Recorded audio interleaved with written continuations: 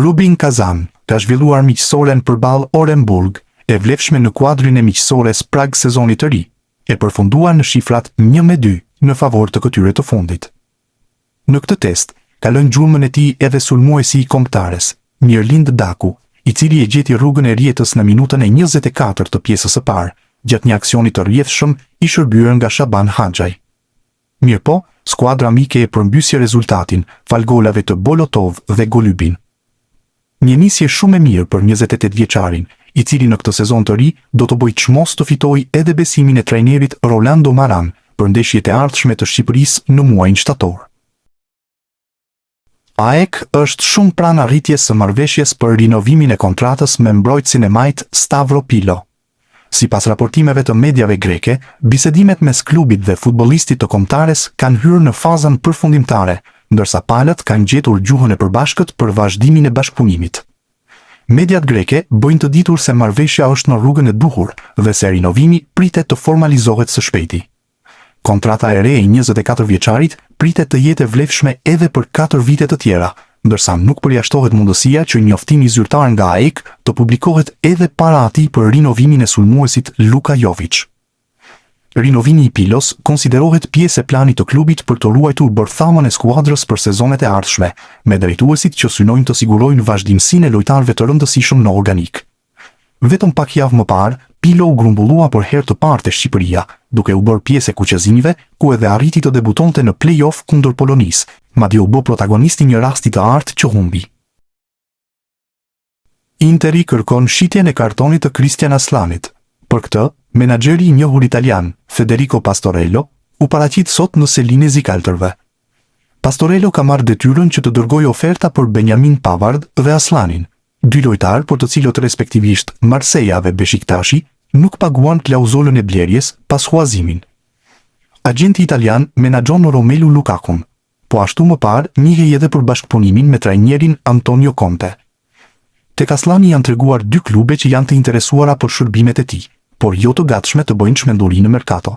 Pikërisht, Cagliari dhe Beşiktashi. Këtyre të fundit ju kërkuan 11 milion euro. Beşiktash ka falenderuar Christian Aslanin për kontributin në sezonin e fundit. Mes fushori i kombëtares konsiderohet i Interit që nga data 1 korrik.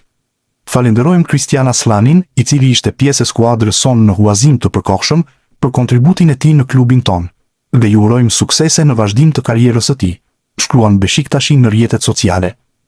Aslani nuk pritet të qëndrojë për shumë gjatë tek Interi.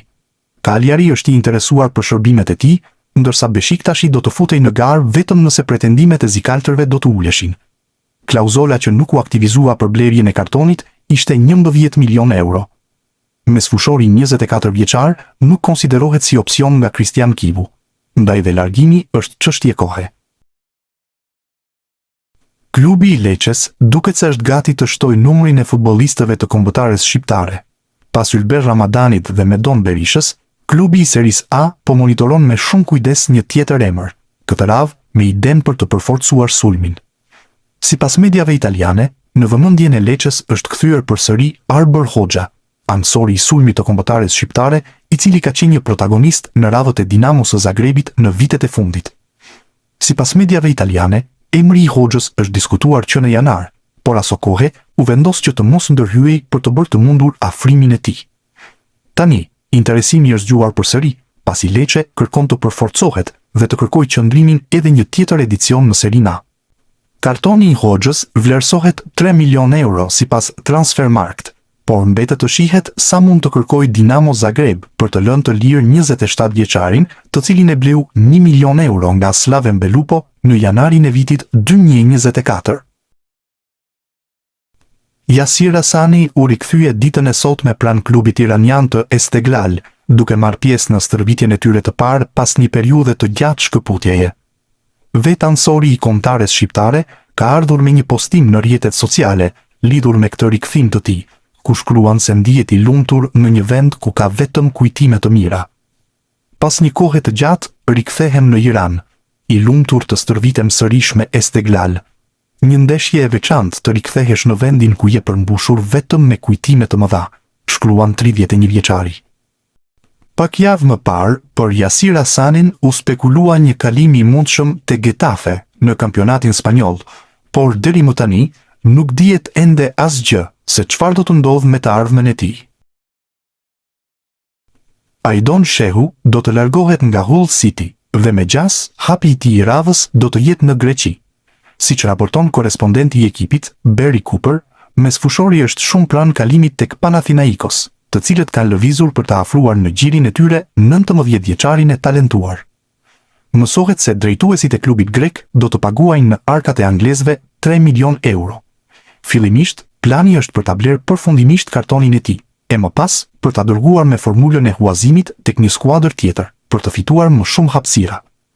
Nëse ky kalim do të finalizohej, Shehu do të ndiste akoma dhe më shumë derbin e Greqisë mes Panathinaikos edhe AEK-u të Afinës, pasi kujtojmë se tek ta të fundit aktivizohen dhe 2 futbollistët e ekipit të parë të kombëtares, portieri Tomas Strakosha dhe mbrojtësi Stavro Pilo. Sa i takon prezencave me kombëtaren U21, 19-vjeçari është paraqitur në 10 ndeshje, duke shënuar 1 gol, dhe për trajnerin Alban Bushi, ai konsiderohet një element i çmuar në mesfush.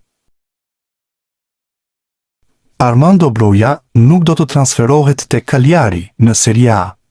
Pavarësisht zërave të shumtë gjatë ditëve të fundit, është gazetari italian Alfredo Pedulla që po hedhur poshtë idenë e kalimit të sulmuesit shqiptar në Itali.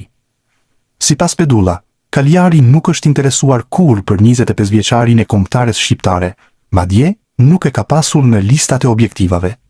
Kështu, Armando Broja mbetet ende në ajër me një të ardhme të paqartë, pas rënies së Burnley nga Premier League. Klubi anglez duket se po pret të emërojë trajnerin e ri dhe më pas të zgjidh problemin e largimeve dhe afrimeve. Nuk dihet ende nëse Broja do të jetë në planet e timonierit të ri të ekipit anglez. Sulmuesi i kombëtares Armando Broja, në një video të radhës për kanalin e klubit të Burnley, ka treguar përmes një pyetësori të shkurtër disa sekrete në lidhje me fushën e blertë dhe jashtë saj. Broja ju bashkua ekipit të Burnley në verën e vitit 2025, ndërsa ende nuk e ka gjetur veten. Shoku juaj më i mirë në futboll. Do të thoja Sterling, Livramento, Colwill, Edward, Laurent. Numri që ju mbani mend si futbollist. Numri im i parë ishte 57, besoj. Mendoj se ky ishte numri që kam debutuar. Lojtari më i mirë që keni luajtur së bashku? Eden Hazard. Nëse do ktheheshit mbrapa në histori, cili moment do rikujtonit? Momentin kur Cristiano Ronaldo fitoi kampionatin evropian me Portugalin në 2016, por pa dëmtimin e tij në finalen e madhe. Cili vend do të dëshironi të jetonit për një vit? Në Florida, Pampa, specifikisht në këtë vend. Lojtari që ju e keni idhull dhe ju ka ndihmuar të rriteni profesionalisht. Ronaldo braziliani dhe Cristiano Ronaldo. Kush mendoni se është më i mirë mes këtyre dyve? Do të zgjidhja Ronaldo brazilianin, por Cristiano Ronaldo është goati im. Lojtari që ka më shumë stil te ekipi i Burnley. Do të thoja për veten? Marash Kumbulla nuk di se si do të jetë vazhdimi i rrugtimit të tij në sezonin e ardhshëm. Futbollisti i kombëtares shqiptare është kthyer nga huazimi te Mallorca në radhët e Romës, por nuk dihet ende nëse do të vazhdojë të jetë pjesë e këtij klubi apo jo. Duke folur për Sport Italia, futbollisti ka pranuar hapur se do të dëshironte që të punonte me Gianpiero Gasperinin, edhe pse ky i fundit në sezonin e kaluar nuk e përfshiu në preferencat e tij, duke e dërguar huazim në Spanjë. Do të më pëlqente shumë që të punoja me Gasperinin, e kam thënë edhe herë të tjera, por janë gjëra që do të shihen në javët e ardhshme. Nuk varet vetëm nga unë dhe ai. Do të mundohem që të paraqitem në grumbullim i gatshëm për të luajtur kartat e mia. Pastaj, do të vendosim të gjithë bashk ato që është më e mira për të tërë. Unë kam vetëm fjalë pozitive për trajnerin, e njihja që më parë, dhe mendoj se karriera flet vetë për to, tha Kumbulla.